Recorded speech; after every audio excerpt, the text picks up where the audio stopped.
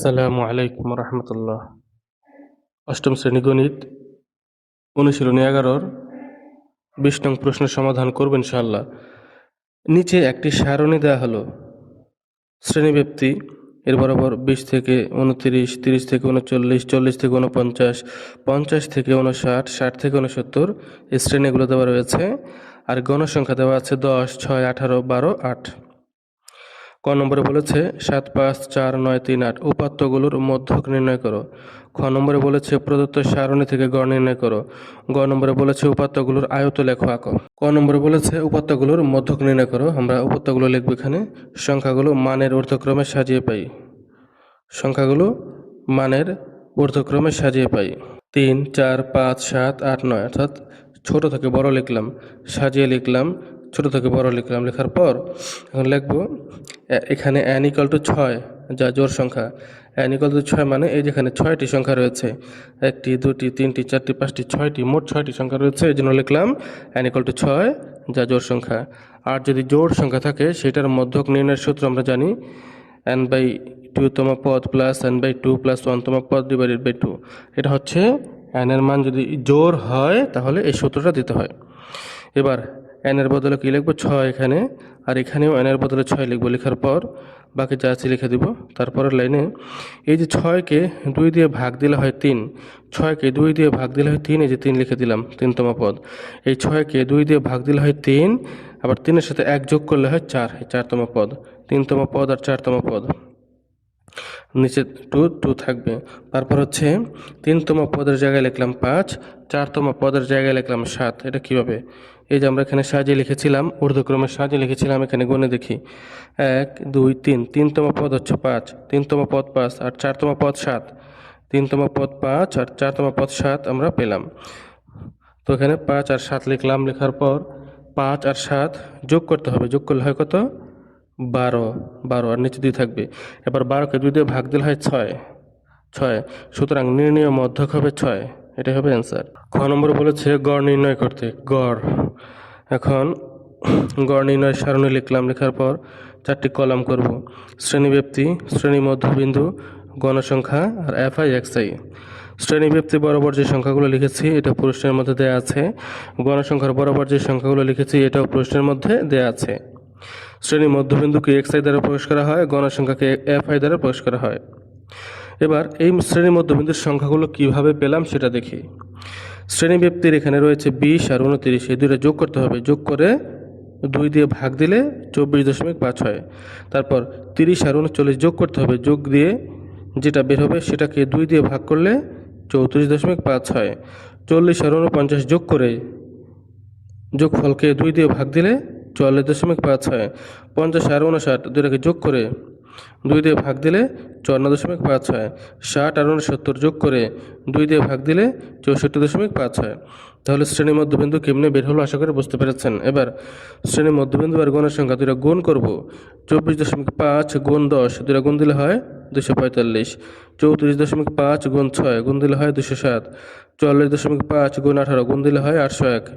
এইভাবে দুটিকে গুণ দিয়ে FI পেয়েছি। যেমন শেষে হচ্ছে 64.5 8, আর দুইটা গুণ দিলে হয় 516। এভাবে করেছি। এবার গণসংখ্যাগুলো যোগ দিলে হয় 54। গণসংখ্যাগুলো যোগ দিলে হয় 54। FI/XI এগুলো যোগ দিলে কত হয়? 245, 207, 801, 654, 516 এগুলো যোগ দিলে হয় 2430। সামেশন FI/XI সমান এটা পেলাম। এখন আমরা জানি গড় সমান সামেশন FI/XI বাই n।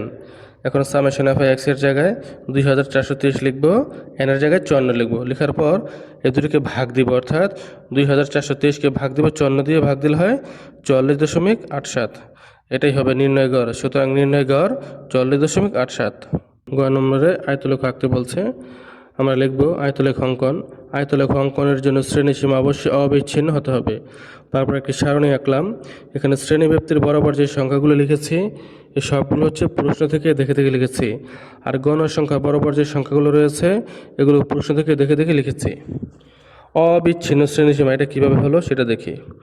এই যে শ্রেণীব্যাপ্তির ঘরে 20 রয়েছে, 20, 30, 40, 50, 60 এই প্রথম সংখ্যাগুলোর সাথে 0.5 বিয়োগ করতে হবে। বিয়োগ করলে অবিচ্ছিন্ন শ্রেণীসীমার এই যে প্রথমেরগুলো পাওয়া যায়। তারপর শ্রেণীব্যাপ্তির এই যে 29, 39, 49, 59, 69 এগুলোর সাথে 0.5 যোগ করতে হবে। যোগ করলে অবিচ্ছিন্ন শ্রেণীসীমার এই দ্বিতীয়গুলো পাওয়া যায়। 29.5, 39.5 এগুলো সব পাওয়া যায়। অবিচ্ছিন্ন শ্রেণীসীমা হচ্ছে এইভাবে। আমি আবার বলছি, যেমন শ্রেণীব্যাপ্তির ঘরের 20 রয়েছে, এই 20-এর সাথে 0.5 বিয়োগ করব। বিয়োগ করলে 19.5 বের হবে।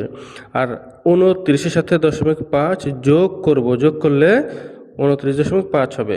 ঠিক এইভাবে সবগুলো বের করেছি। প্রথমটার সাথে বিয়োগ, পরেরটার সাথে যোগ। 0.5 হচ্ছে প্রথমটার সাথে 0.5 বিয়োগ, পরেরটার সাথে 0.5 যোগ করলেই অবিচ্ছিন্ন শ্রেণীসীমা পাওয়া যায়। তারপর আমরা ছক কাগজ আঁকবো। এটা আঁকার আগে একটি কথা লিখতে হবে। ছক কাগজে এক্স অক্ষ বরাবর প্রতি এক ঘরকে 2 একক ধরে অবিচ্ছিন্ন শ্রেণীসীমা এবং ওয়াই অক্ষ বরাবর প্রতি এক ঘরকে 1 একক ধরে গণসংখ্যা বসিয়ে আয়তলেখ আঁকা হলো। মূলবিন্দু ও থেকে 19.5 পর্যন্ত ভাঙা চিহ্ন দিয়ে আগের ঘরগুলো বিদ্যমান বোঝানো হয়েছে। এই যে একটি ছক কাগজ দেখতে পাচ্ছি, এটা হচ্ছে ও মানে মূলবিন্দু, এটা আর এটা হচ্ছে এক্স অক্ষ, এটা ওয়াই অক্ষ। এক্স অক্ষ বরাবর এই যেখানে ভাঙা চিহ্ন দেখতে পাচ্ছি, এই ভাঙা চিহ্নর দ্বারা বোঝাচ্ছে যেখানে আরও অনেক সংখ্যা রয়েছে। তারপর আমাদের অবিচ্ছিন্ন শ্রেণীসীমায় 19.5, 29.5 ছিল। এখানে 19.5, 29.5 বসিয়েছি। তারপর 29.5, 39.5 ছিল, সেটা বসিয়েছি। অর্থাৎ অবিচ্ছিন্ন শ্রেণীসীমার কলামে যে যে সংখ্যাগুলো ছিল এক্স অক্ষে ওগুলো বসিয়ে দিয়েছি। আর মাঝখানে 5টি করে ঘর রয়েছে। তারপর ওয়াই অক্ষ বরাবর গণসংখ্যা বসিয়েছি। ওয়াই অক্ষ বরাবর গণসংখ্যা বসিয়েছি। আর এক ঘরকে 1 ধরা হয়েছে, যেমন এখানে 5 লেখা, তার মানে এই ছোট ছোট ঘরকে 1 ধরা হয়েছে, এই জন্য এখানে 5 হয়েছে। তারপর এখানে 10 লিখেছি, এখানে 15 লিখেছি, অর্থাৎ এক ঘরকে 1 করেই ধরা হয়েছে। তারপর ফিল আপটা কেমন করলাম, 19.5 থেকে 29.5 পর্যন্ত এর গণসংখ্যা হচ্ছে 10।